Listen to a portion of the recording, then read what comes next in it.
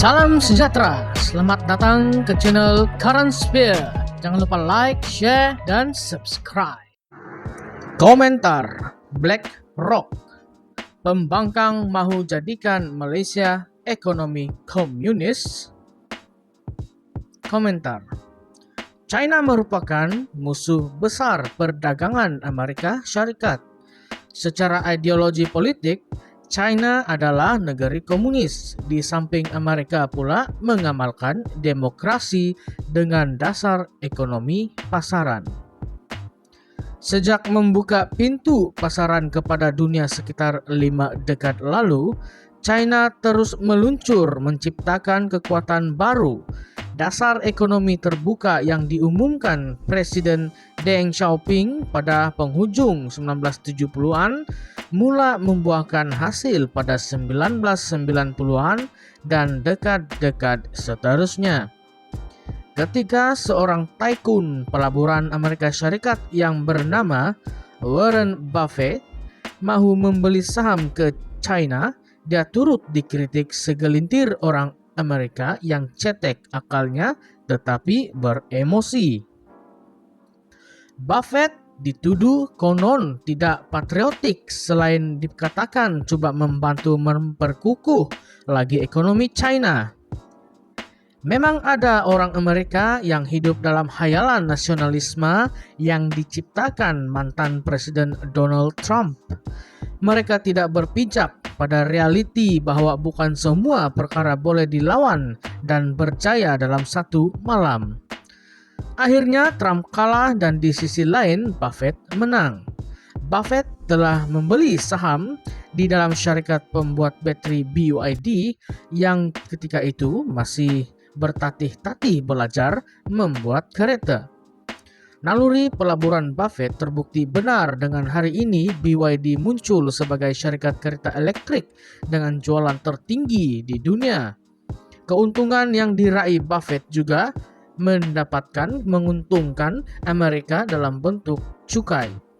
Tidak sekadar itu, syarikat kereta China yang lain seperti Xpeng dan Li Auto juga disenaraikan di bursa saham New York.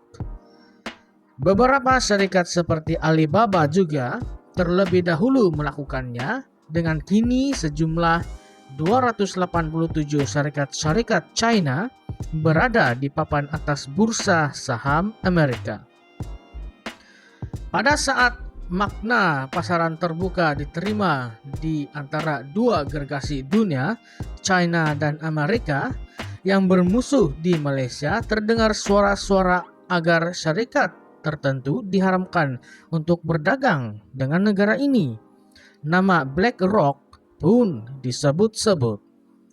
Walaupun sudah dijelaskan bahwa pembelian saham oleh Gateway Development Alliance (GDA) melalui Global Infrastructure Partners (GIP) bagi MAHB tidak ada kena-mengena secara langsung dengan BlackRock, namun isu ini tetap coba ditunggangi blok pembangkang. Di sisi lain, dikaitkan pula cerita pembunuhan rakyat Palestina di Gaza agar naratif yang hendak dibawa nampak lebih dramatik serta mudah mencuit sentimen masyarakat Melayu Islam, walhal ia dua isu yang berbeza. Pegangan saham asing dalam syarikat strategik negara sudah dibincangkan sejak puluhan tahun lalu. Bezanya dengan era penjajahan di Asia Tenggara pada abad ke-18 dan 19 ialah pelabur-pelabur milik peniaga pribumi dihancurkan, di samping pelabur milik syarikat penjajah Eropa Barat dibangunkan. Hanya mereka yang dibenarkan berniaga. Selepas merdeka, kerajaan menyadari bahwa prinsip pemilikan perniagaan strategik wajar menjadi milik dan dapat dikawal oleh negara dengan sasaran bukan sahaja untung, tetapi juga dapat berkembang. Dalam bisnis, kalau untung sahaja juga tidak bijak, kalau tidak boleh berkembang.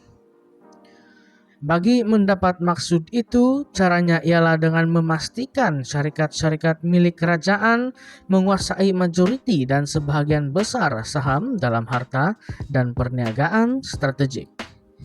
Anak-anak muda di media sosial pun sudah membidah semua fakta dan logik puak pembangkang. Antaranya ialah dengan fakta pegangan saham khazanah KWSP berjumlah 70% dalam MAHB, manakala GIP hanya 30%. Terlebih lagi tawaran sesaham oleh GIP ialah RM11 berbanding harga saham MAHB sekitar Rp9 sahaja. Skandal Bank Bumiputra. Kalau penyusunan semula MAHB ini berjaya, khazanah KWSP akan segera mendapat durian runtuh dengan keuntungan sekitar RM3 sesaham.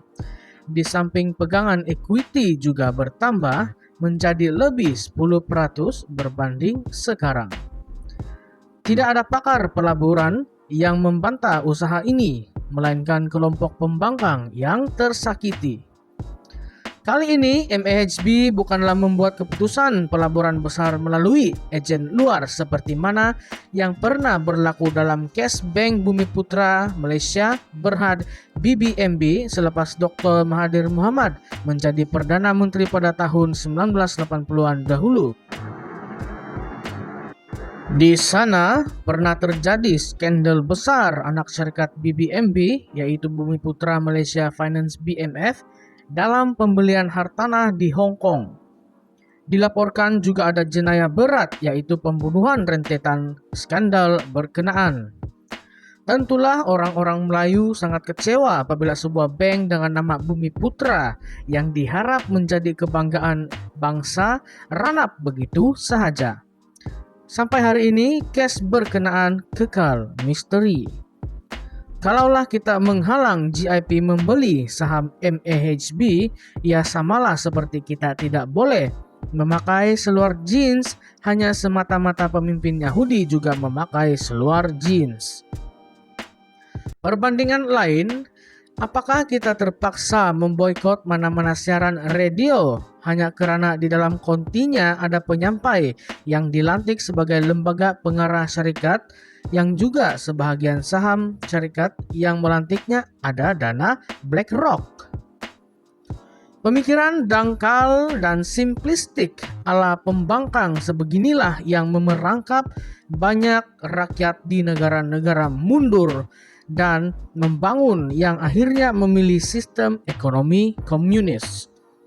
Mereka bukan sekadar mahukan harga telur turun 33 sen, tetapi mereka memaksa kerajaan memberikan telur percuma kepada rakyat terpaksa mengorbankan kebebasan mereka. Diunjurkan pegangan asing terhadap syarikat-syarikat Malaysia hari ini bernilai lebih RM30 hingga RM40 bilion. Kalau kesemua syarikat berkenaan perlu mencantas pegangan saham asing, sudah tentu mereka akan terlungkup. Ekonomi Malaysia juga akan runtuh. Perangkap awal untuk menjadikan Malaysia negara ekonomi komunis yang sedang dipasang puak pembangkang ialah isu pembelian saham MAHB oleh GIP itu tadi. Bela nasib Palestina. Konon hari ini isu penderitaan rakyat Palestina dijadikan perisai penyedapnya. Pada waktu lain akan diberikan pula perisai berbahaya lain sehingga Malaysia akhirnya tidak dapat berdagang dengan dunia luar sama sekali. Lihatlah contoh negara-negara komunis yang gagal seperti mana Korea Utara, Cuba, bahkan di Asia Tenggara seperti Vietnam dan Kamboja satu masa dahulu. Ketika Malaysia sudah terjerumus dalam lingkaran syaitan ekonomi komunis itu nanti, Jangankan hendak membela nasib rakyat Palestina, nasib rakyat kita sendiri juga akan sangat melarat dan sengsara. Telur sebiji pun tak ada seperti di era Perdana Menteri Muhyiddin Yassin tempo hari.